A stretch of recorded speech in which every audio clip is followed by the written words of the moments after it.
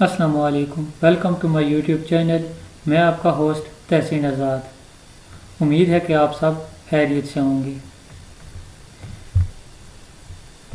आज हम बात करेंगे एरिक्सन थ्योरी के बारे में। एरिक एरिक्सन ने बेसिकली डेवलपमेंट की थ्योरी दी थी। उसने पर्सनैलिटी डेवलपमेंट के लिए डिफरेंट स्टेजेस बताई थी। Erik Erikson was a German psychologist था। ही was with Freud and then with Freud's daughter Anna. उसने फ्राइड के साथ भी, एरिक एरिक्सन ने फ्राइड के साथ भी काम किया और फिर फ्राइड की बेटी एना के साथ भी। एरिक एरिक्सन की थ्योरी को साइको सोशल थ्योरी भी कहते हैं और लाइफ स्पेन डेवलपमेंट स्टेजेस, इसके ये थ्योरी के ये भी नाम हैं। थ्योरी जो है इसकी वह कि Erikson is a Freudian ego psychologist. इसे ईगो साइकोलॉजिस्ट भी कहते हैं। He believed that like Freud that the child was attract to the opposite sex parent.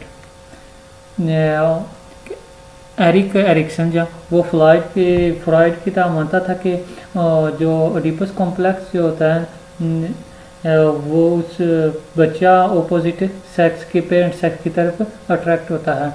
Erik Ericsson भी फ्रॉइड की तरह ओडिपस कॉम्प्लेक्स को मानता था। Erikson is much more society and culture oriented that most Freudians. इसकी theory में society और culture का भी रोल है। जो मेन थ्योरी एरिक एरिक्सन ने दी थी वो थी कि personality is pre determined and coming through genetic. उसकी ये थ्योरी ये है कि पर्सनैलिटी पहले से डिटरमाइन होती है और ये जेनेटिक के थ्रू आ रही होती है। ये थी उसकी थ्योरी। आगे स्टेजेस, 8 स्टेजेस हैं एरिक एरिक्सन की थ्योरी के। जो उसने डेवलपमेंट के स्टेजेस बताए वो 8 स्टेजेस हैं। इन स्टेजेस को लाइफ क्राइसिस भी कहा जाता है। इसको क्राइसिस इसलिए कहा गया है कि क्योंकि डेवलपमेंट के जो भी स्टेजेस हैं वो 2 नामों से ज़ाहिर हैं। एक पार्ट जो है वो पॉजिटिव है और जो सेकंड वन है वो नेगेटिव पार्ट है। आप अगर इन पार्ट्स को याद करना चाहते हैं इनके नाम तो इनको TAEQ और जो फर्स्ट 5 स्टेजेस हैं उनको आप इस तरह याद करेंगे TAEQ और जो लास्ट 3 हैं उनको IGE। अब इनकी फुल फॉर्म आगे आप देख लें। फर्स्ट जो है वो स्टेज वो है ट्रस्ट वर्सेस मिसट्रस्ट। ये ट्रस्ट और मिसट्रस्ट ये जो थी 0 to 2 ईयर तक होते हैं। ये ट्रस्ट वर्सेस मिसट्रस्ट। ट्रस्ट में आपका कोई अच्छा एक्सपीरियंस हुआ हो शायद, और मिसट्रस्ट है जो इसमें कोई आपका बुरा एक्सपीरियंस। मसलन आप एक मिसाल लें कि एक साल का बच्चा है, अपनी माँ की गोद में बैठा हुआ है, तो पास में कोई और फीमेल है तो वो उस बच्चे को ना अपने पास बुलाती है कि बेटा मेरे पास आओ। तो बच्चा अब यहाँ दो तरह के रिस्पॉन्स शो कर सकता है। एक ये कि इजीली औरत के पास चला जाएगा तो वो ट्रस्ट शो करेगा, और जो सेकंड है वो है कि वो अपनी माँ के साथ मतलब चिपक जाएगा तो वो मिसट्रस्ट शो करेगा। अब ये ट्रस्ट और मिसट्रस्ट कैसे डेवलप होता है? शायद बच्चे के अपनी लाइफ से कुछ ऐसा एक्सपीरियंस मिला हो, मतलब कह लें कि उसको कभी किसी अनजान ने अपने पास बुलाया हो तो वो एक होप लेकर उसके पास गया हो, लेकिन आगे से उस अनजान शख्स था ना, उसने उसको डांट दिया तो उससे उसका ना जो मिसट्रस्ट डेवलप हुआ। और फिर अगर किसी अनजान शख्स ने उसको बुलाया पास और उसको कोई गिफ्ट दिया, खिलौने वगैरह दिए, तो उससे उसमें ट्रस्ट डेवलप होगा। जो सेकंड स्टेज है वो है autonomy versus shame and doubt. इसकी जो उम्र एज होती है वो 2 to 4 ईयर होती है। ऑटोनॉमी से मुराद है खुद से अपने आप कुछ करना, और इसका उल्ट है खुद से अपने आप कुछ ना करना, यानी शेम एंड डाउट फील करना।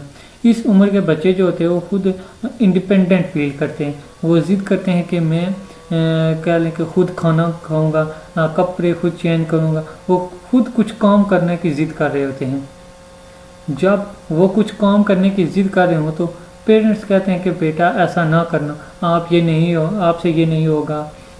जब इस तरह की बातें होगी तो बच्चा फिर शेम और डाउट में चला जाएगा, नेगेटिव साइड पे हो जाएगा। लेकिन अगर उसके पेरेंट उसको कपड़े खुद पहनने दें तो उसकी ऑटोनॉमी डेवलप होगी। लेकिन अगर उसको हर बात पर मना किया जाएगा तो उसको शेम और डाउट जो है वो डेवलप होगी। जो थर्ड वन है वो है इनिशिएटिव वर्स गिल्ट। ये 4 to 5 ईयर तक होती है। ये तकरीबन है जो second stage autonomy versus shame and doubt इससे मिलती जुलती है। इनिशिएटिव का मतलब ये है कि बच्चा इस स्टेज में जिद करते हैं कि वो काम करने की जो काम उनका नहीं होता। ऑटोनॉमी में क्या होता है कि वो खुद अपने आप कुछ काम करना चाहता है, लेकिन इनिशिएटिव में होता है कि वो उस काम के करने की जिद करता है जो काम उनका नहीं होता। मसलन जब बर्तन साफ करते वो किसी को घर में देखता है तो वो भी जिद करता है कि मैंने भी बर्तन साफ करने। कोई किसी को झाड़ू लगाते देखता है तो कहता है मैंने जिद करता है कि मैंने भी झाड़ू लगाना, मैंने भी सफाई करनी है, जबकि ये काम उनका नहीं होता। अगर हम इस स्टेज के बच्चे को जो झाड़ू देना चाहता है उसे बार बार रोकेंगे कि बेटा झाड़ू नहीं देना, तुम गंद डालोगे, तुम बर्तन साफ नहीं करो, तुम बर्तन तोड़ दोगे, जब हम इस तरह की बातें करेंगे, हम उसको बार बार रोकेंगे तो उसमें गिल्ट डेवलप होगी। लेकिन अगर हम उनको झाड़ू लगाने से मना कर दें, गंद डालता है तो चलो हम उसको दोबारा सफाई कर लें, तो कहें कि ठीक है बेटा तुम झाड़ू लगा लो, तो उनकी इनिशिएटिव डेवलप होगी।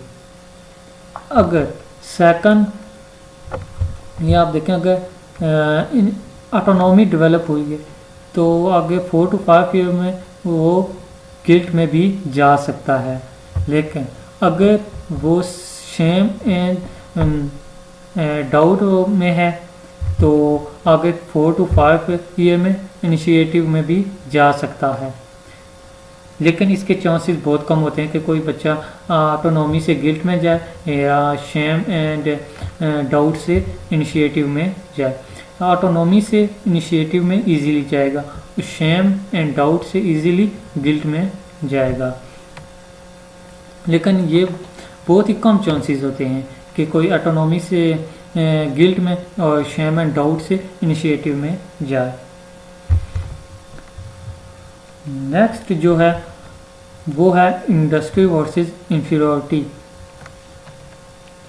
ये इसकी एज जो होती है वो 5 to 12 ईयर होती है। इंडस्ट्री का मतलब है हार्ड वर्किंग और इंफीरियरिटी का मतलब है अपने आप को कम मानना। जब बच्चा, आप ये कह लें कि एग्जांपल ले लें कि कोई जब बच्चा फेल हो जाए तो आप उसे इनकरेज करें और कहें कि बेटा आप कर सकते हो, आप ट्राई करते रहो जब तक कामयाबी नहीं मिलती, आप में ये काम करने की एबिलिटी है। इससे बच्चे में जो है इंडस्ट्री डेवलप होगी। अगर बच्चा फेल हो जाए, उसके फेल होने के बाद उसे आप डिस्करेज करें, तुम ये कर ही नहीं सकते थे, तुम इसके काम के लायक ही नहीं थे, तुम कामयाब कैसे हो सकते थे। इससे बच्चे में जो इंफीरियरिटी डेवलप होगी। अगर इस स्टेज में जो 5 to 12 ईयर का जो है, इसमें अगर बच्चे में इंफीरियरिटी डेवलप हो गई तो आगे वाली लाइफ पर उसका बहुत बुरा असर पड़ता है। जो नेक्स्ट की उसकी लाइफ जो होती है उस पर इसका बहुत बड़ा इफेक्ट होता है। नंबर 5 पे आता है identity versus role confusion. Identity का मतलब है कि अपनी पहचान, यानी वो सोचें कि बच्चा ये सोचे कि लोग हमें कैसे जानेंगे। और रोल कन्फ्यूजन जो है मुराद है कि लोग बहुत सारी फील्ड में जाते हैं बट उन्हें सक्सेस किसी भी एक फील्ड में नहीं मिलती, उनकी आइडेंटिटी किसी भी एक फील्ड में नहीं होती। यानी जिस सब्जेक्ट में उसने अगर आप कह लें कि अगर किसी ने एजुकेशन में एमफिल या पीएचडी की बट अच्छा टीचर ना हो, यानी जिस सब्जेक्ट में उसने डिग्री ली है उसमें उसकी आइडेंटिटी नहीं है। कंफ्यूजन रोल से मुराद एक मुख्तलिफ फील्ड में जाने के बाद भी आइडेंटिटी हासिल ना करना, और आइडेंटिटी से मुराद एक ही फील्ड के और आइडेंटिटी जो होता है इससे मुराद है कि एक फील्ड में आप गए और उसमें अपनी आइडेंटिटी बनाए। फॉर एग्जांपल अगर हम नाम लें बाबर आजम तो हमको फ़ौरन जहन में आ जाता है कि ये क्रिकेटर है, क्योंकि उसने और जो फील्ड उसने एक ही सिलेक्ट की उसी में गया, उसने अपनी आइडेंटिटी वहाँ की। नेक्स्ट जो है 6 नंबर पर स्टेज वो है इंटीमेसी एंड आइसोलेशन। इसकी एज जो है वो 20 to 40 ईयर है। इस स्टेज पे इंसान रिलेशन बनाना चाहता है, वो लोगों से रिलेशन बनाता है, वो फैमिली से रिलेशन बनाना चाहता है, लेकिन सबसे बड़ा रिलेशन जो होता है वो लाइफ पार्टनर के साथ बनाना चाहता है। अगर वो इस स्टेज में अपनी पसंद का रिलेशन बनाने में कामयाब हो गया तो वो इंटीमेसी हासिल कर लेगा, लेकिन अगर वो इसमें कामयाब ना हो सका, वो जैसे चाहता था रिलेशन अपनी पसंद का रिलेशन बनाना चाहे वो ना बना सका, तो वो नेगेटिव साइड यानी आइसोलेशन की तरफ चला जाएगा। नेक्स्ट क्या हुआ है जनरेटिविटी वर्सेस स्टैग्नेशन।